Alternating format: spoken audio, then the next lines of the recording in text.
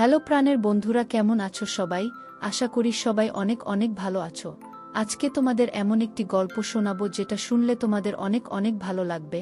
তোমাদের ওই জিনিস দাঁড়িয়ে যাবে আর পানি বের করতে মন চাবে। তোমরা যারা আমার সাথে কথা বলতে চাও তারা চ্যানেলটি সাবস্ক্রাইব করে ভিডিওটি শেষ পর্যন্ত মনোযোগ সহকারে দেখুন। ভিডিও চলাকালীন অবস্থায় আমার নাম্বার স্ক্রিনে দিব, তাহলে চলুন শুরু করা যাক। আমার খালা খুব সুন্দরী এবং যুবতী ছিলেন। তিনি বাড়িতে একা থাকতেন এবং আমাকে তার কাছে ডেকে নিতেন তার একাকিত্ব দূর করতে। আমিও খুশি হয়ে খালার কাছে চলে যেতাম এবং তার সাথে কিছু সুন্দর মুহূর্ত কাটাতাম। একদিন খালা আমাকে তার বাড়িতে ডাকলেন। আমিও খুশি হয়ে খালার বাড়িতে চলে গেলাম। আমি যেই খালার বাড়িতে পৌঁছালাম, খালা ওয়াশরুম থেকে গোসল করে বেরিয়ে আসছিলেন। যেই আমি খালাকে দেখলাম, আমার হুঁশ উড়ে গেল। খালা আমাকে তার সেই রূপ দেখিয়ে দিলেন। আমার খালা খুবই সুন্দরী ছিলেন। তিনি দেখে মনে হচ্ছিল না যে তিনি একজন বিবাহিত মহিলা। সেই সময় আমি আমার খুড়োর বাড়িতে থাকতে এসেছিলাম, কারণ মা বাবা দুজনেই বিদেশে যাচ্ছিলেন। প্রথমে যখন খুড়ো বাবাকে অভিনন্দন জানাতে এসেছিলেন, তখন তিনি বাবাকে যেতে যেতে বলেছিলেন যে রাহুলকে আমাদের বাড়িতে রেখে যান। বাবা তাকে অনেক বোঝানোর চেষ্টা করেছিলেন যে রাহুল এখন বড় হয়ে গেছে এবং নিজের যত্ন নিতে পারে, কিন্তু তিনি মানলেন না। তিনি বাবাকে রাজি করিয়ে নিলেন এবং আমার ইচ্ছা পূর্ণ হয়ে গেল। আমার কাছে আমাদের পুরানো বাড়ির চাবি ছিল যা খালি পড়েছিল। আমি তা আমার উদ্দেশ্যে পুরোপুরি ব্যবহার করতাম। খালামনিকার বিয়ে হয়েছিল আমার খুড়োর সাথে 10 বছর আগে। আমি তখন 10 বছরের ছিলাম, কিন্তু তখনই খালাকে দেখে আমার খুব ভাল লাগত। কারণ তিনি শুধু সুন্দরীই ছিলেন না, ধীর স্বভাবের এবং পূর্ণাঙ্গ দেহের অধিকারীও ছিলেন। খুড়ো এবং খালার জুডিকে মিসাইল বলে মনে করা হতো, কিন্তু এখনও পর্যন্ত তারা দুজনেই সন্তানের থেকে দূরে ছিলেন। তারা দুজনেই তাদের ভাগ্য মেনে নিয়ে ধৈর্য ধরেছিলেন। খালা এবং খুড়োর মধ্যে খুব বেশি ভালোবাসা ছিল এবং আমার ধারণা ছিল যে খুড়ো খালার সব ইচ্ছা পূরণ করতেন। বিয়ের পর খালার দেহ খুবই আকর্ষণীয় হয়ে উঠেছিল। সুন্দর তো তিনি আগে থেকেই ছিলেন, কিন্তু এখন শরীরের প্রতিটি অংশ তার দিকে ঝুঁকে পড়েছে বলে মনে হচ্ছিল। সেই সময় যখন খালা বাড়ি পরিষ্কার করছিলেন এবং আমি টিভি দেখছিলাম, তখন খালা আমাকে জিজ্ঞাসা করলেন, রাহুল বেটা, আজ কলেজে যাওনি কেন? তখন আমি মনে মনে খালাকে বেটা বলায় খারাপ লাগলেও বললাম, না খালা, সেমিস্টার শেষ হয়ে গেছে, তাই 1.5 মাসের ছুটি আছে। খালা মাথা নাড়লেন এবং নিচু হয়ে আমার দিকে কাপড় মারতে লাগলেন। কিন্তু খালার সেই সব দেখে আমি বুঝতে পারছিলাম না যে কি করব আর কি করব না। আমি খালার বাড়িতে এসে 2 দিন কাটিয়ে দিয়েছিলাম। রাতের খাবারের টেবিলে খুড়ো খালাকে বললেন যে তাকে 2 দিনের জন্য লাহোর যেতে হবে। যদি তাকে বেশি দিনের জন্য বাইরে যেতে হতো তবে তিনি খালাকেও সাথে নিয়ে যেতেন, কিন্তু এইবার আমি খালার বাড়িতে ছিলাম, তাই তিনি একা যাওয়াই সঙ্গত মনে করলেন। আমি খালার রুটিন এবং তার অভ্যাসগুলো ভালোভাবে পর্যবেক্ষণ করেছিলাম। আমি দেখেছিলাম যে তিনি চা বেশি পান করেন এবং চায় অনেক দুধ দেন, আর আমার ছিল কোটার দুধ পান করার অভ্যাস। পরের দিন আমরা বন্ধুরা একসাথে মিলে একে অপরের সাথে মজা করছিলাম এবং আমি যে সব বকবক করছিলাম তা খুবই ভুল ছিল। আমার কথা শুনে খালা খুবই আশ্চর্য হয়ে গেলেন। তারপর তিনি আমাকে তার কণ্ঠ দিয়ে তার উপস্থিতির অনুভূতি দেওয়ার চেষ্টা করলেন, কিন্তু মিউজিকের কারণে আমি কিছু শুনতে পাচ্ছিলাম না। আমার বকবক অনেকক্ষণ শুনে তিনি উঠে তার রুমে চলে গেলেন। কিছুক্ষণ পর আমি খালার কাছে গিয়ে বললাম, আমি চা পান করতে চাই। গুখালা মুচকি হাসলেন এবং বললেন, কেন না আমার বাচ্চা, 2 মিনিটে ফ্রেশ হয়ে আসছি, তারপর বানিয়ে দিচ্ছি। খুব তিনি উঠে বাথরুমের দিকে চলে গেলেন। আমি গ্যালারিতে এসে বসলাম এবং সামনে লন ও ফুলগুলো দেখতে লাগলাম। একটি ফুল আমার পছন্দ হয়ে গেল। আমি কাছে গিয়ে তা দেখলাম এবং তারপর তা ছিঁড়ে ফেললাম। খালা আমাকে ডাকছিলেন। আমি উত্তর দিলাম, আমি বাইরে আছি গু। তখন তিনি হাতে ট্রে নিয়ে বাইরে এলেন, যাতে 2টি কাপ চা ছিল। তিনি একটি কাপ আমাকে দিলেন এবং অন্যটি নিজে উঠিয়ে টেবিলে রেখে দিলেন। আমি সেই ফুলটি যা হাতে ছিল খালার দিকে বাড়িয়ে দিলাম। খালা মুচকি হেসে ফুলটি আমার হাত থেকে নিলেন এবং বললেন, ধন্যবাদ আমার বাচ্চা গুই, আমার সব আশায় পানি ঢেলে দিয়েছিল। আমি খালার দিকে তাকিয়ে বললাম, খালা, আপনি বিরক্ত হচ্ছেন না? সারাদিন বাড়িতে থেকে থেকে আমি তো বিরক্ত হয়ে গেছি। আমরা কোথাও বেড়াতে যাই। উখালা বললেন, না সমীর, আমি তো তোমার খুড়োর সাথে সব জায়গায় যাই, কিন্তু আমি তার বিনা কোথাও যাই না। যে আমি চুপ করে চা পান করতে লাগলাম। রাতের খাবারের পর আমি একটি মুভি লাগালাম এবং বসে দেখতে লাগলাম। খালাও আমার পাশে এসে বসলেন এবং মুভি দেখতে লাগলেন। খালা যখন দেখলেন যে এটা সেই একই বকবক যা আমি দুপুরে খেলার সময় করছিলাম, তখন তিনি বললেন, আচ্ছা তাহলে এইসব বকবক কথা তুমি এখান থেকে শিখেছ? তিনি বললেন, বেটা, এটা খুবই ভুল কথা। তুমি খুবই ভুল ভাষা ব্যবহার করছো। কি? লজ্জায় আমার ঘাম ছুটে গেল। খালা আবার বললেন, আমি তোমার বাবাকে বলব যে তোমার উপর নজর রাখুক। তুমি হাত থেকে বেরিয়ে যাচ্ছ। ওই হ্যাঁ। আমি মাথা তুলে তাকালাম এবং মাসিকে বললাম, ভুল হয়ে গেছে মাসি, আমাকে ক্ষমা করে দাও। কিন্তু কি করি, সব ছেলেরা এই ধরনের মুভি দেখে, আমাকেও তাদের জবাব দিতে হয়, তাই এই ধরনের কথা মুখ থেকে বেরিয়ে আসে। কুয়া আমার কথা শুনে মাসি হাসতে লাগল এবং বলল, ভয় পেজো না, আমি কারো কাছে কিছু বলবো না। আমি জানি তোমরা ছেলেরা কি ধরনের কথা বলো। ঠিক আছে, অন্য কোনো মুভি লাগাও। এটা কি লাগিয়েছ? তখন গিয়ে আমার নিঃশ্বাসে নিঃশ্বাস ফিরে এল এবং আমি মাসিকে জিজ্ঞাসা করলাম, মাসি, আমি কোনো মুভি লাগাব? তিনি বললেন, কোনো ইন্ডিয়ান মুভি লাগাও। ও আমি একটি ইন্ডিয়ান মুভি লাগিয়ে দিলাম। মাসি মুভি দেখছিলেন আর আমি চুরি চুরি মাসিকে দেখছিলাম। মাসি একটি পাতুলে অন্য পায়ের উপর রাখলেন এবং সোফার হেলান দিয়ে পাশে ঠেস দিয়ে আরাম করে বসে গেলেন। তারপর আমিও একটি পাতুলে অন্য পায়ের উপর রাখলাম। আমার মনে হলো মাসি আমার এই হরকতটি নোট করেছেন এবং তার মুখে হালকা একটি হাসি ফুটে উঠল। আমিও মাসির মতো অন্য কোণে বসেছিলাম।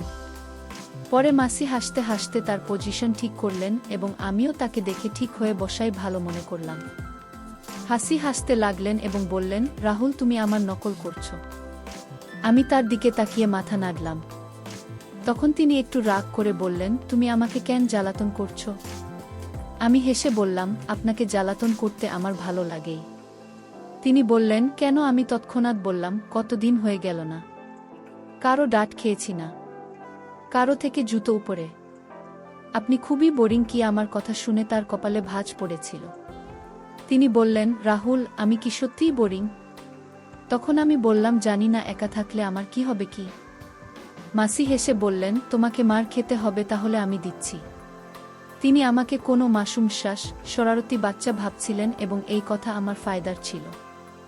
সম্ভবত এই ধরনের ফিজুর কথা করতে করতে মাসি আমার বেশ কাছে চলে এসেছিলেন। যখন রাত 1:00 তার মোবাইলে চাচুর ফোন এল। তিনি উঠে নিজের ঘরে চলে গেলেন। আমিও কিছুক্ষণ মুভি দেখে টিভি বন্ধ করে আমার ঘরের দিকে যেতে লাগলাম। তখনই আমি মাসির ঘর থেকে মাসির আওয়াজ শুনতে পেলাম, ইয়ার খুব মিস করছি আপনাকে। জানেন না কিভাবে কাটবে এই দিন? কি জানি না অন্য প্রান্ত থেকে কি বলা হচ্ছিল, কিন্তু মাসি যা বলেছিলেন তা আমার জন্য কোনো সারপ্রাইজ থেকে কম ছিল না। সকালে আমি তাড়াতাড়ি উঠে ফ্রেশ হয়ে কিচেনের দিকে গেলাম। কিচেনে কেউ ছিল না। আমি মাসির ঘরের দিকে গিয়ে দেখলাম দরজা বন্ধ, অর্থাৎ মাসি ঘুমাচ্ছিলেন। আমি কিচেনে গিয়ে নিজের জন্য চা বানালাম এবং কিছু স্লাইস গরম করে টেবিলে বসে নাস্তা করতে লাগলাম। আমি নাস্তা করছিলাম, তখনই মাসির ঘরের দরজা খুল। তিনি বেরিয়ে এসে আমাকে দেখে একটু লজ্জা পেয়ে বললেন, রাতে ঘুম আসেনি? অনেক রাত জেগেছিলাম, তাই সকালে তাড়াতাড়ি উঠতে পারিনি। আমি হেসে বললাম, কোনো ব্যাপার না। আপনি নাস্তা করতে চান? চলুন আজ আমি আপনার নাস্তা বানিয়ে দিই। তিনি বললেন, তুমি আর নাস্তা কি কথা? আমি বললাম, আপনি ফ্রেশ হয়ে আসুন, আমি নাস্তা বানিয়ে দিই, তারপর কথা বলবো। তিনি মাথা নাড়লেন এবং হেসে আবার নিজের ঘরে চলে গেলেন। তখন আমি বললাম, মাসি, আপনি নাস্তায় কি পছন্দ করেন? মাসি বললেন, তুমি যাই বানাও, আমি খুশি গু। আমি যখন চাচিমাকে হাসতে দেখলাম, তিনি আমাকে দেখে যেখানে আমাকে চিমটি কেটেছিলেন সেখানে আদর করতে লাগলেন এবং বললেন, শরিয়ার চাচিমা, আমি তোমার থেকে আলাদা হয়ে গেছি। তিনি বললেন, ঠিক আছে, আমি পরিবর্তন করে আসছি। তারপর বাজার থেকে কিছু জিনিস কিনে আনতে হবে। আমি বললাম, ঠিক আছে, আমিও পরিবর্তন করে নিই। হয়তো কোনো মেয়ে আমার জালে পড়ে যাবে এবং আমারও মজা হবে। চাচিমা হাসতে হাসতে আমার কোমরে একটি চাপড় মারলেন এবং বললেন, রাহুল, একটু তো লজ্জা করো। আমি অবাক হয়ে বললাম, কিসের লজ্জা চাচিমা? তিনি বললেন, তোমার এই ঝড়ো হরকতগুলো থেকে। আমি বললাম, ইয়ার জীবনে একটু মজাও তো থাকা চাই, নইলে তো সারা জীবন তুমি আমাকে কোনো কাজেরই ছাড়বে না। চাচিমা প্রথমে আমার কথা বুঝতে পারেননি, কিন্তু যখন বুঝলেন তখন তিনি তার পায়ের জুতা খুলে ফেললেন এবং বলতে লাগলেন, একটু তো লজ্জা করো রাহুল। আমি হেসে আমার রুমে চলে গেলাম। কিছুক্ষণ পরে আমি রুম থেকে বের হয়ে সোফায় বসে টিভি দেখতে লাগলাম। কিছুক্ষণ পরে চাচিমাও বের হয়ে এলেন। যখন তিনি বের হলেন তখন আমার শ্বাস উপরের উপরে এবং নিচের নিচে চলে গেল। সাদা রঙের শার্ট এবং নিচে জিন্স পরা চাচিমাকে দেখে আমি বললাম, ম্যাডামজির কি ইচ্ছা? চাচিমা প্রথমে নিজেকে দেখলেন, তারপর আমাকে অবাক হয়ে বললেন, কেন, কি হয়েছে? আমি হৃদয়ের উপর হাত রেখে বললাম, ম্যাডাম, আপনার দিওয়ান শহরে 1000 থাকতে পারে, কিন্তু এত সকালে দোকানকে খুলবে? চাচিমা তার ভুল বুঝতে পারলেন এবং বললেন, ঠিক বলছো। আমি বললাম, ম্যাডাম, যখন আপনি বের হবেন তখন লোকেরা আপনাকেই দেখবে। চাচিমা হাসতে হাসতে বললেন, রাহুল, একটু তো লজ্জা করো। আমি তোমার চাচিমা। আমি মাথা নিচু করে বললাম, ঠিক আছে চাচিমা। তখন তিনি হাসতে লাগলেন এবং আমার পাশে বসে বললেন, বাজে কথা বলবে না। আমি তার দিকে তাকিয়ে বললাম, কোনো দুর্ভাগ্য আপনাকে ফিরিয়ে দিতে চাইবে? চাচিমা হাসতে হাসতে বললেন, মাফ করো ইয়ার। কিছুক্ষণ নীরবতার পরে চাচিমা আমার কাছে এলেন এবং বললেন, সত্যি বলো, তোমার কোনো গার্লফ্রেন্ড নেই? আমি তার দিকে তাকিয়ে বললাম, কেউ আপনাদের মতো পাইনি, নইলে তাকে গার্লফ্রেন্ড কি পার্টনারই বানিয়ে নিতাম, যদি বাবাকে বোঝাতে হতো। চাচিমা হাসতে হাসতে বললেন, আমি কি তোমার কাছে ভালো লাগি? আমি আবার কোনো প্রেমিকের মতো মাথা নিচু করে হালকা করে বললাম, খুব বেশি চাচিমা। চাচিমা বললেন, তুমি বাজে কথা বলবে না। চাচিমা বললেন, রাহুল, দুধ নিয়ে আসো, শেষ হয়ে গেছে। আমি মাথা নেড়ে বাজারের দিকে চলে গেলাম। ফিরে এসে দুধের পাত্র ফ্রিজে রেখে চাচিমকে জানাতে তার রুমে গেলাম। কিন্তু সামনের দৃশ্য আমাকে পাগল করে দিতে যথেষ্ট ছিল। চাচিমা সম্ভবত গোসল করে বের হয়েছিলেন এবং এই সময় আমার উপর কাহিনী বর্ষণ হচ্ছিল এবং আমার অবস্থা এমন হয়ে গিয়েছিল যে পায়ে আর গান ছিল না। আমি ফিরে যাচ্ছিলাম, তখন চাচিমা ডেকে জিজ্ঞাসা করলেন, দুধ এনেছ? আমার গলা থেকে যেন আওয়াজই বের হচ্ছিল না। আমি মাথা নেড়ে জানালাম। তখন চাচিমা ধীরে ধীরে পা ফেলে আমার দিকে এলেন এবং আমার মুখের নিচে হাত রেখে বললেন, কি হয়েছে রাহুল? আমি মুখ উপরে তুলে তার চোখের দিকে তাকিয়ে বললাম, কিছু না চাচিমা। চাচিমা আমার চোখের দিকে তাকিয়ে বললেন, রাহুল, সত্যি সত্যি বলো, আমার এভাবে তোমার সামনে আসা কি ভালো? আমি মাথা নেড়ে আবার মাথা নিচু করে বললাম, যদি আপনি মনে করেন যে আমি আপনার দিকে আকৃষ্ট হচ্ছি তাহলে আপনি ভুল করছেন চাচিমা। চাচিমা, আপনার শরীর আপনার ভালোবাসার প্রকাশের মাধ্যম, কিন্তু এটাই সব কিছু ঠিক নয়। চাচিমা একটি দীর্ঘশ্বাস ফেললেন এবং আমাকে এমনভাবে দেখলেন যেন আমি পাগল। আমি আবার মাথা তুলে বললাম, কিন্তু আমি এটাও চাই না যে আপনি কিছুক্ষণের জন্য আমাকে গ্রহণ করুন এবং তারপর সারা জীবনের জন্য আমাকে আপনার দর্শন থেকে বঞ্চিত করুন। চাচিমার জন্য এটি একটি খুবই নাজুক সিদ্ধান্ত ছিল। তিনি একপাশে বিছানায় বসলেন এবং বললেন, আমার কাছে এসো এবং এখানে বসো। আমি আরামে হেঁটে তার পাশে বসলাম।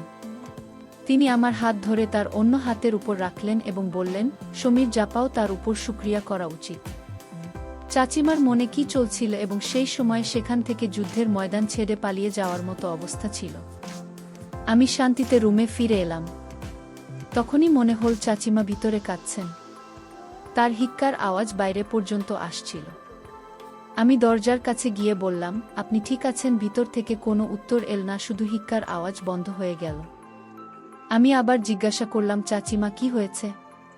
আপনি কাঁদছেন কেন? ভিতর থেকে আওয়াজ এল, রাহুল, আমি কিছুক্ষণের জন্য একা থাকতে চাই, প্লিজ তোমার রুমে চলে যাও। আমি বললাম, ঠিক আছে, আপনি ঠিক তো আছেন? চাচিমা বললেন, আমি ঠিক আছি। আমার কিছুই বুঝে আসছিল না যে পরবর্তী কি করা উচিত। আমি দ্রুত ফিরে এলাম। কিছুক্ষণ পরে চাচিমাও ফ্রেশ হয়ে বেরিয়ে এলেন এবং আমার কাছে ক্ষমা চাইতে লাগলেন। সেই দিনের পর থেকে আমি চাচিমার খুব যত্ন নেওয়া শুরু করলাম, কারণ তিনি খুব বেশি একাকিত্বের শিকার হয়ে গিয়েছিলেন এবং আমাকে ভালোবাসতে শুরু করেছিলেন। আমি ফোন করে চাচুকে ফিরিয়ে এনেছিলাম। চাচি ছিলেন যুবতী এবং সুন্দরী মহিলা, তাই তিনি তার একাকিত্ব দূর করতে খুবই ব্যাকুল হয়ে পড়েছিলেন।